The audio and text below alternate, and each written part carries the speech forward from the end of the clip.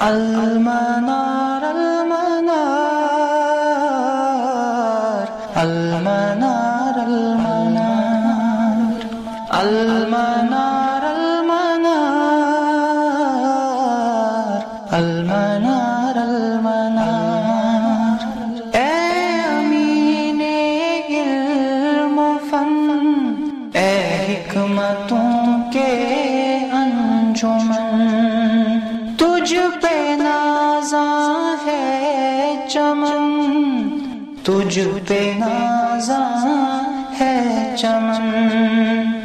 إن الحمد لله نحمده ونستعينه ونستغفره ونعوذ بالله من شرور أنفسنا ومن سيئات أعمالنا، من يهده الله فلا مضل له ومن يضلل فلا هادي له، وأشهد أن لا إله إلا الله وحده لا شريك له، وأشهد أن محمدا عبده ورسوله، أما بعد۔ مصنف امام ابن ابی زید رحمۃ اللہ تعالی علیہ بیان کرتے ہیں، اللہ تعالیٰ کا فرمان نقل کرتے ہیں، اللہ تعالیٰ بیان کرتے ہیں وَلَا يُحِيطُونَ بِشَيْءٍ مِّنْ عِلْمِهِ إِلَّا بِمَا شَاءَ وَسِعَ كُرْسِيُّهُ السَّمَاوَاتِ وَالْأَرْضِ وَلَا يَئُودُهُ حِفْظُهُمَا وَهُوَ الْعَلِيُّ الْعَظِيمُ الْعَالِمُ الْخَبِيرُ الْمُدَبِّرُ الْقَدِيرُ السَّمِيعُ الْبَصِيرُ الْعَلِيُّ الْكَبِيرُ۔ تو اس فقرے میں مصنف رحمۃ اللہ تعالی علیہ ان کا مقصد ہے صفت علو کا بیان کرنا۔ اللہ تعالیٰ کے جو فرمان انہوں نے نقل کیا ہے آیت الکرسی سے ماخوذ ہیں، جیسا کہ ہمیں معلوم ہے، تو اس کا معنی ہے وَلَا يُحِيطُونَ بِشَيْءٍ مِّنْ عِلْمِهِ إِلَّا بِمَا شَاءَ، کہ اس کے علم میں سے کسی چیز کا وہ احاطہ نہیں کر سکتے، نہ تو کرتے ہیں سوائے مگر جو وہ چاہے، جو وہ چاہے۔ وسع کرسیہ السماوات والارض، اس کی کرسی کی وسعت نے زمین اور آسمان کو گھیر رکھا ہے۔ ولا یؤودہ حفظہما، ان دونوں کی حفاظت کرنے میں وہ تھکتے نہیں۔ وہو العلی العظیم، اور وہ بہت بلند اور بہت بڑے ہیں، یعنی اللہ تعالیٰ کی ذات۔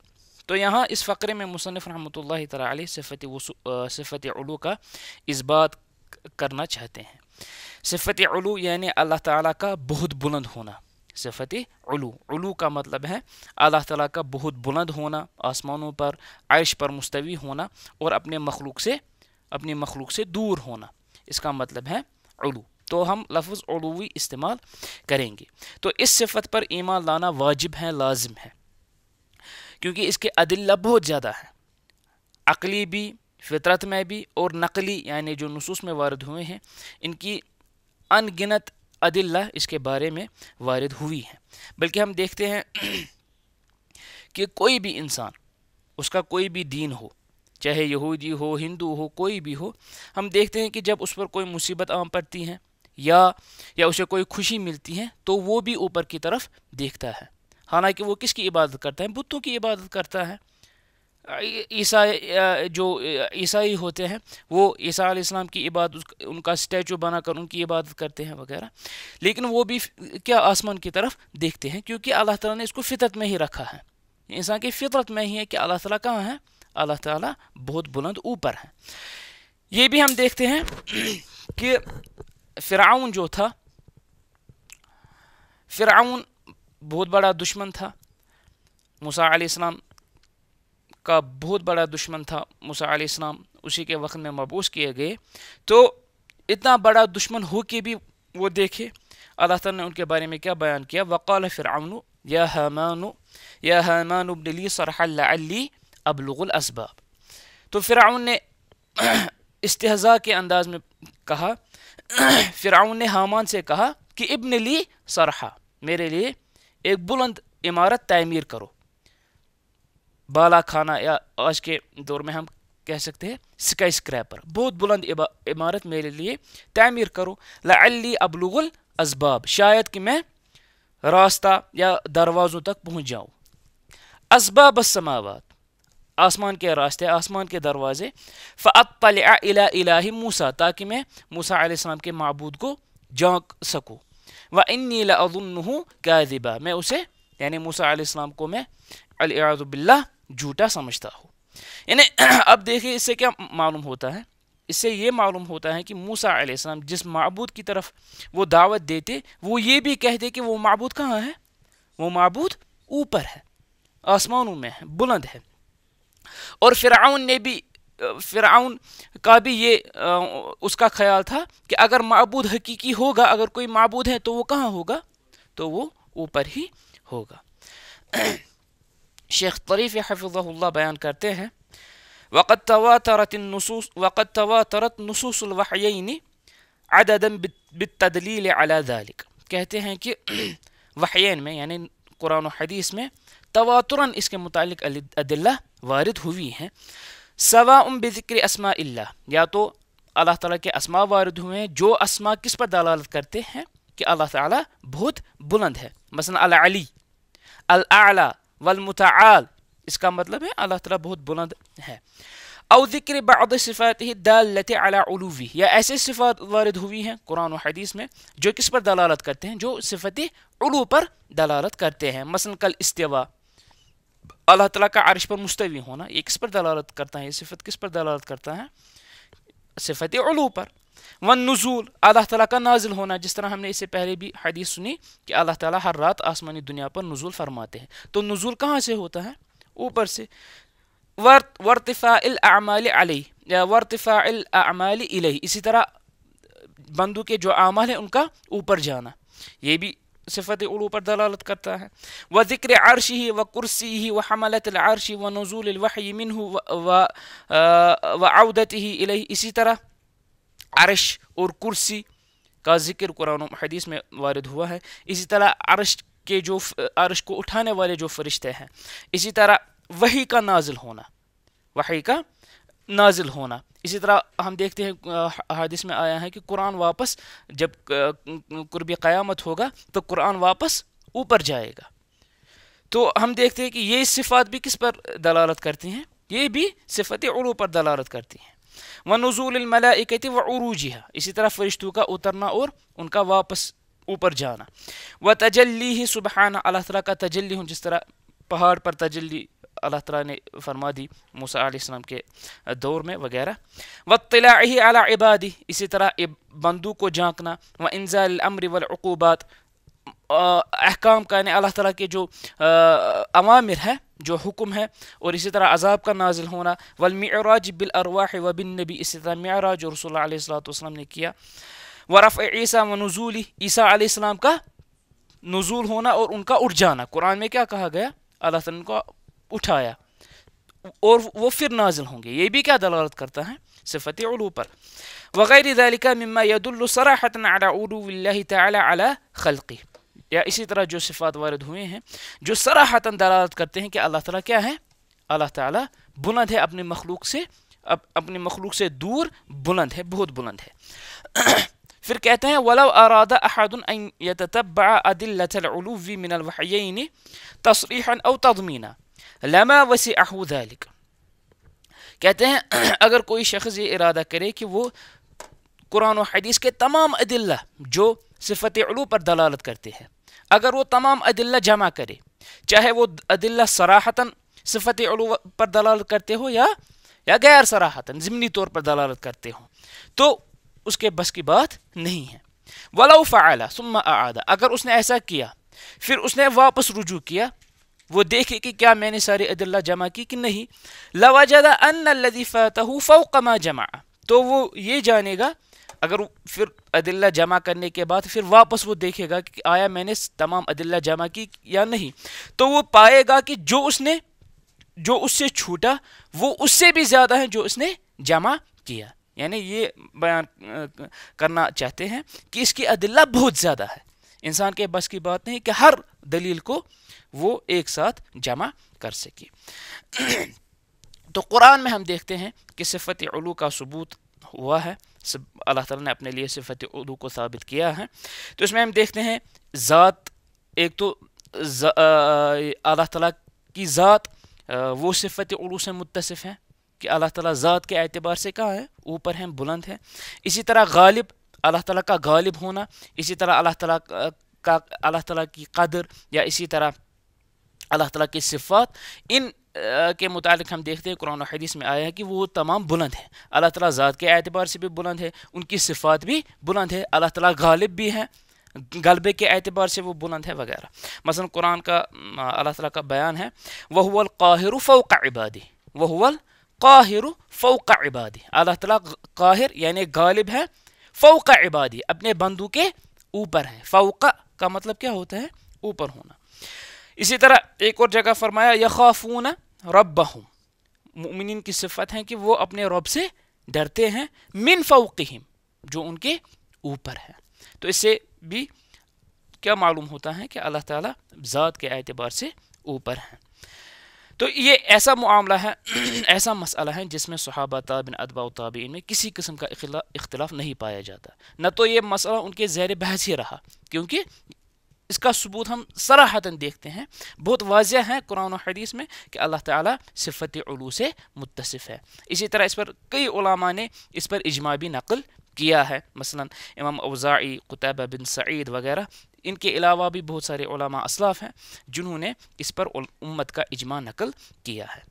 تو اس صفت علو کا انکار کرنا, یہ اس کا مطلب ہے, اس سے لازم ہے کہ انسان نصوص کا بھی انکار کرتا ہے, اسی طرح عقل اور فطرت کی بھی مخالفت کرتا ہے. اب ہم دیکھتے ہیں کہ قرآن و حدیث میں کہا گیا ہے کہ مثلا وَهُوَ مَعَكُمْ أَيْنَمَا كُنْتُمْ, اللہ تعالیٰ آپ کے ساتھ ہے جہاں بھی آپ ہو. تو یہ معیت, اسے معیت کہتے ہیں, ساتھ ہونا. تو یہ معیت اور اللہ تعالیٰ کا جو صفت ہے, صفت علو, اس میں آپس میں تضاد نہیں ہے. اللہ تعالیٰ کا ساتھ ہونا یہ صفت علو کے اس سے وہ اس کا تضاد نہیں ہے, اس کے اپوزٹ نہیں ہے, اس سے اس کی مخالفت نہیں ہوتی. کیوں نہیں ہوتی؟ کیونکہ یہ جو معیت کا ذکر ہوا ہے قرآن و حدیث میں, اس سے مراد کیا ہے؟ اس سے مراد ہے علم کے اعتبار سے. اگر اللہ تعالیٰ یہ کہے کہ واللہ مع الصابرین, اللہ تعالیٰ صبر کرنے والوں کے ساتھ ہے, اللہ تعالیٰ مؤمنین کے ساتھ ہے وغیرہ, تو اس معیت کا مطلب کیا ہوتا ہے؟ اللہ تعالیٰ کی مدد آپ کے ساتھ ہے, اللہ تعالیٰ کی مدد, نصرت وغیرہ. اگر اللہ تعالیٰ مطلق بندوں کے بارے میں یہ کہے کہ میں آپ کے ساتھ ہوں, تو اس کا مطلب کیا ہوتا ہے؟ علم کے ساتھ, نہ کہ ذات کے اعتبار سے. امام مالک رحمۃ اللہ تعالیٰ علیہ, امام مالک کہتے ہیں کہ اللہ عز وجل فی السماء, اللہ تعالیٰ کہاں ہے؟ اللہ تعالیٰ آسمان میں ہے. وعلمہ فی کل مکان, اس کا علم ہر جگہ ہے. لا یخلو منہ مکان, اس علم سے کوئی جگہ خالی نہیں ہے, یعنی ہر جگہ اس کا علم ہے. لیکن ذات کے اعتبار سے اللہ عز وجل فی السماء, اللہ تعالیٰ ذات کے اعتبار سے آسمان میں ہے. ابو القاسم مقری, ابو عمر الطلمن کی وغیرہ, امام ابن عبد البر وغیرہ نے یہ قول امام مالک سے نقل کیا ہے. تو کچھ آیات کا ذکر ہم کریں گے جو کہتے ہیں, جن آیات سے کچھ لوگ استدلال کرتے ہیں کہ نعوذ باللہ اللہ تعالیٰ ہر جگہ ہے, اللہ تعالیٰ ہر جگہ ہے. تو کہتے ہیں مثلا قرآن کا فرمان ہے وَهُوَ الَّذِي فِي السَّمَاءِ إِلَٰهٌ وَفِي الْأَرْضِ إِلَٰهٌ, وہی ہے وہ جو آسمان میں معبود ہے, اسی طرح زمین میں بھی معبود ہے. تو اس آیت سے انہوں نے یہ مطلب نکالا کہ اللہ تعالیٰ ہر جگہ نعوذ باللہ بذات خود موجود ہے. تو اس کا جواب یہ ہے کہ اس سے مراد, مفسرین نے وضاحتاً یہ کہا ہے, صراحتاً کہا ہے کہ اس سے مراد کیا ہے, یعنی اللہ تعالیٰ, آسمان والے بھی اللہ تعالیٰ کو ہی معبود مانتے ہیں اور زمین والے بھی اللہ تعالیٰ کو ہی معبود مانتے ہیں. اسے نعوذ باللہ یہ مراد نہیں ہے کہ اللہ تعالیٰ آسمان میں بھی ہیں اور زمین میں بھی ہیں, یعنی ہر جگہ ہیں. تو ایسا اس سے مراد نہیں ہے. مفسرین ایسا ہی کہتے ہیں. اسی طرح امام ابن عبد البر رحمۃ اللہ تعالیٰ علیہ کہتے ہیں وما خالفهم في ذلك احد يحتج به, اور اس میں سے کسی ایک نے بھی مخالفت نہیں کی. مفسر نے کیا کہا, اس سے کیا مراد ہے کہ زمین والے بھی اللہ تعالیٰ کو ہی اپنا معبود جانتے ہیں اور آسمان والے بھی اللہ تعالیٰ کی ہی عبادت کرتے ہیں. ایسا قول ہر ایک سے مروی ہے, اس میں سے کسی ایک نے بھی مخالفت نہیں کی. ان میں سے جن کا قول معتبر ہے, یعنی جن کا قول معتبر مانا جاتا ہے, ان میں سے کسی نے بھی اس کی مخالفت نہیں کی ہے. اسی طرح وَهُوَ مَعَكُمْ أَيْنَمَا كُنْتُمْ, اکثر یہ آیت استعمال کی جاتی ہیں. اگرچہ یہ کہنا کہ اللہ تعالیٰ ہر جگہ موجود ہے, یہ جہمیہ کا قول ہے, جیسا کہ اسلاف کہتے ہیں. جہمیہ گلیس ترین فرقوں میں سے ایک فرقہ تھا جن کی تکفیر اسلاف نے کی، کیونکہ وہ اللہ تعالیٰ کے لیے کوئی صفت کا اثبات نہیں کرتے. اسی طرح اور بھی ان کے کئی ایسے اقوال ہیں جو کفر پر مبنی ہے. اس طرح یہ قول بھی ہے کہ اللہ تعالیٰ کو ہر جگہ یہ کہنا کہ اللہ تعالیٰ ہر جگہ موجود ہے، اگر اس کی مراد ہے کہ اللہ تعالیٰ کی ذات ہر جگہ موجود ہے تو یہ بھی کفر ہے. اصل یہ قول کن کا ہے؟ جہمیہ کا یہ قول ہے، جیسا کہ اسلاف کا عبداللہ بن مبارک وغیرہ ہم دیکھتے ہیں کہ تابعین اتباع التابعین وغیرہ انکارات کرتے اور کہتے کہ یہ قول کن کا ہے؟ یہ کہنا ہے کہ اللہ تعالیٰ ہر جگہ موجود ہے ذات کے اعتبار سے، تو یہ جہمیہ کا قول ہے. تو ان کی سب سے بڑی دلیل یہ ہوتی ہے کہ اللہ تعالیٰ نے بیان کیا وَهُوَ مَعَكُمْ أَيْنَمَا كُنْتُمْ، وہ آپ کے ساتھ ہے جہاں بھی آپ ہو. تو یہاں جو معیت سے کیا مراد ہے؟ جیسا کہ ہم نے کہا، آپ مفسرین کی تفاسیر دیکھیں، صحابہ، تابعین، اتباع التابعین، انہوں ہر ایک نے کہا کہ اس سے مراد کیا ہے؟ اس سے مراد ہے علم، نہ کہ ذات. اگر ہم یہ کہیں کہ اس سے مراد ذات ہے تو اس سے کس کی مخالفت ہوتی ہے؟ جو ہم نے ابھی آیت پڑھی، وَهُوَ الْقَاهِرُ فَوْقَ عِبَادِهِ، وہ غالب ہے اپنے بندوں کے اوپر ہے. یا ہم نے کہا یہ آیت بھی ہم نے سنی، يَخَافُونَ رَبَّهُمْ مِنْ فَوْقِهِمْ، وہ اپنے رب سے ڈرتے ہیں جو ان کے اوپر ہیں. اس طرح بہت ساری احادیث، مثلا ایک صحابی رسول اللہ علیہ السلام کے پاس آئے اور عرض کیا کہ مجھے یہ لونڈی آزاد کرنی ہے، کیا میں اسے آزاد کروں یا نہیں؟ تو رسول اللہ علیہ السلام نے لونڈی سے سوال پوچھا کہ بتاؤ اللہ کہاں ہے؟ تو اس نے کہا فی السما، آسمان میں. تو رسول اللہ علیہ وسلم بیان کیا کہ یہ مومن ہے، اسے آزاد کر دو. تو اس طرح کی، جیسا کہ ہم نے کہا، تواتر ایسا ثابت ہے. اب اگر یہ کہا جائے کہ اللہ تعالیٰ ہر جگہ موجود ہے تو اس سے ان آیات، ان احادیث کی مخالفت ہوتی ہے. تو اس سے مراد ہے وَهُوَ مَعَكُمْ أَيْنَمَا كُنْتُمْ سے مراد ہے. معیت سے کیا مراد ہے؟ اللہ تعالیٰ کا علم، یعنی اللہ تعالیٰ کا علم آپ کے ساتھ ہے جہاں کہیں بھی آپ ہو. اس طرح اس کا عقلاً بھی جواب دیا جاتا ہے، عقلی طور پر یہ جواب بھی دیا جاتا ہے. امام احمد بن حنبل وغیرہ نے اس طرح کا جواب دیا ہے. وہ کہتے ہیں، کاؤنٹر کوشچن جسے ہم کہتے ہیں، کہ یہ کہنا اللہ تعالیٰ ہر جگہ موجود ہے، تو ان سے سوال کیا جائے گا کہ جب اللہ تعالیٰ نے مخلوق بنائے تو اللہ تعالیٰ نے ان مخلوق کو کہاں پیدا کیا؟ اگر اللہ تعالیٰ ہر جگہ موجود ہے، ہمیں معلوم ہے کہ اللہ پہلے سے تھے جب کوئی مخلوق نہیں تھی. اب جب اللہ تعالیٰ نے مخلوق پیدا کیے تو کہاں پیدا کیے؟ اللہ تعالیٰ نے مخلوق کہاں پیدا کیے؟ اگر اللہ تعالیٰ ہر جگہ موجود ہے تو ان کو کیا کہنا ہے؟ ان کا جواب کیا ہوگا کہ اللہ تعالیٰ نے اپنے نفس میں ہی مخلوق کو پیدا کیا. نعوذ باللہ، یہ تو کفر ہے. جو یہ کہتے ہیں کہ اللہ تعالیٰ ہر جگہ موجود ہے، وہ بھی کہیں گے کہ ایسا قول کیا ہے؟ یہ کہنا کہ اللہ تعالیٰ نے اپنے نفس، اپنے ذات میں ہی مخلوق کو پیدا کیا، یہ کیا ہے؟ یہ کفر ہے. یا کہیں گے کہ نہیں، اللہ تعالیٰ نے مخلوق کو اپنے نفس میں پیدا نہیں کیا، بلکہ پیدا کیا تب ان مخلوق کو بنایا، تب وہ مخلوق پھر نعوذ باللہ اللہ تعالیٰ میں انہوں نے حلول کیا. نعوذ باللہ. اس سے بھی انکارات ہو جائے گا. ایک تو یہ کہ اب انہوں نے یہ مانا کہ ایک جگہ تھی جہاں اللہ تعالیٰ موجود نہیں تھے، جہاں اللہ تعالیٰ نے مخلوق کو بنایا. یا ایک تو اس اعتبار سے اس میں جواب ہے. دوسرا یہ کہ یا تو یہ کہنا ہے کہ اللہ تعالیٰ نے مخلوق بنائے، پھر وہ مخلوق کہاں نعوذ باللہ اللہ تعالیٰ میں داخل ہوا، یا اللہ تعالیٰ ان میں داخل ہوا، کیونکہ اللہ تعالیٰ ہر جگہ ہے نا، نعوذ باللہ، ان کے اعتبار سے. تو اس طرح کا بھی جواب وہ نہیں دیں گے. لیکن یہ تو ایسا استدلال ہے کہ یہ استدلال بہت واضح ہے کہ آپ کا قول، تمہارا جو قول ہے یہ باطل پر مبنی ہے. اب ایک اور جواب یہ ہے، یہ کہنا کہ اللہ تعالیٰ نے مخلوق کو اپنے ذات کے خارج، یعنی اپنے ذات میں پیدا نہیں کیا، بلکہ ایسی جگہ پیدا کیا جہاں اللہ تعالیٰ بذات خود موجود نہیں تھے. تو یہی قول اہل سنت کا ہے کہ اللہ تعالیٰ عرش پر مستوی ہے، اللہ تعالیٰ اوپر ہیں، بلند ہے، مخلوق سے دور ہیں. اس پر بھی علماء نے اجماع نقل کیا ہے کہ بائن من خلقی، عرش پر مستوی ہے، بائن من خلقی، اپنے مخلوق سے دور ہیں. کیونکہ یہ کہنا کہ اللہ تعالیٰ ہر جگہ موجود ہے، اس میں اللہ تعالیٰ کی تنقیص لازم آتی ہے. تو اللہ تعالیٰ نعوذ باللہ ان جگہوں میں بھی موجود ہیں جہاں گندگی ہوتی ہے وغیرہ. تو اسے صفت علو کا انکار ہوتا ہے. تو اہل سنت کا عقیدہ ہے کہ اللہ تعالیٰ عرش پر مستوی ہے، اور اس کا علم ہر جگہ ہے. کوئی ایسی جگہ نہیں جہاں اللہ تعالیٰ کا علم نہیں ہے. تو یہاں جو آیت مصنف نے بیان کی تو اس میں کرسی کا ذکر ہوا.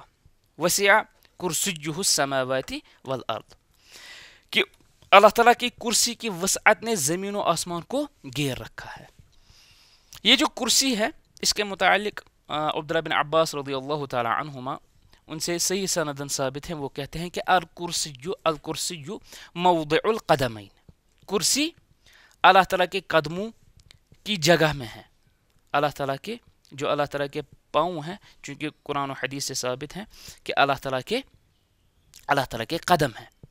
تو کیسے ہیں اس کے مطابق ہم نے جانا کہ جیسے اللہ تعالیٰ کی شان کے لائق ہے. ہم اس کی کیفیت یا تشبیہ بیان نہیں کریں گے. تو کرسی کہاں ہے؟ الکرسی موضع القدمین، کرسی کہاں ہے؟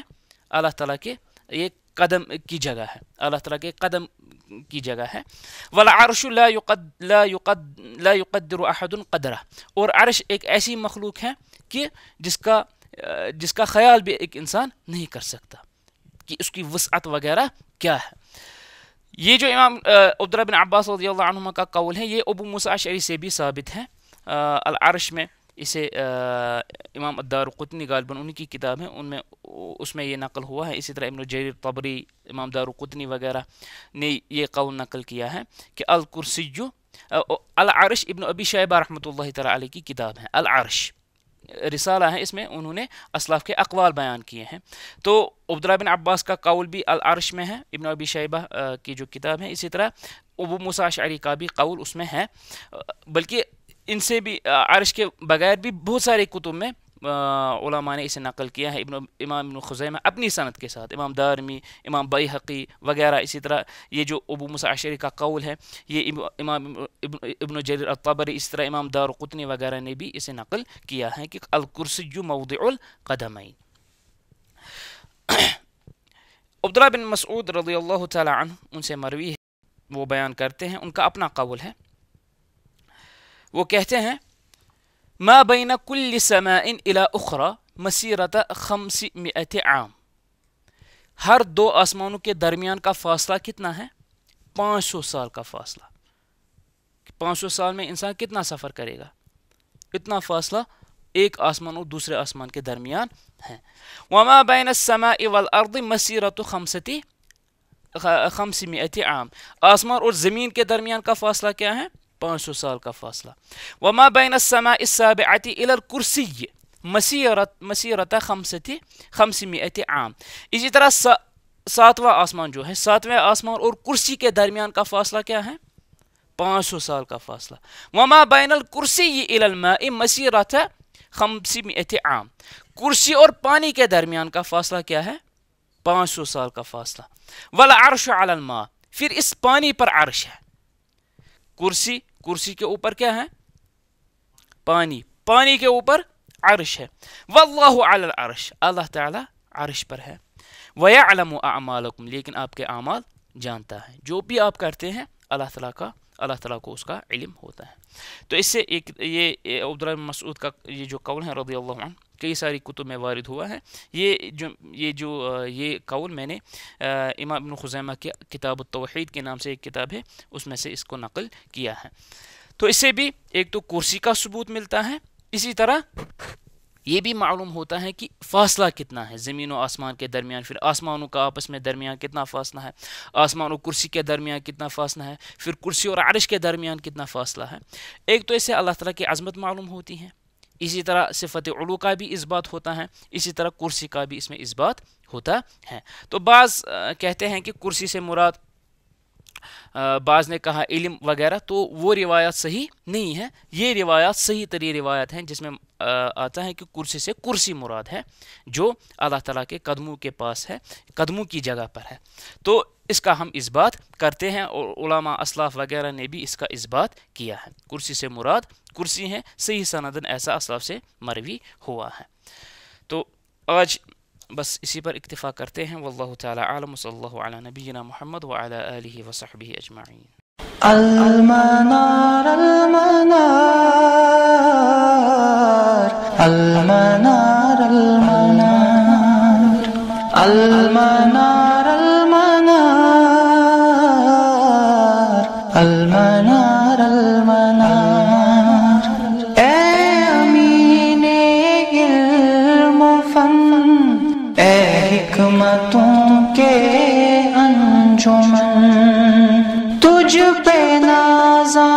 ہے چمن، تجھ پہ نازاں ہے چمن.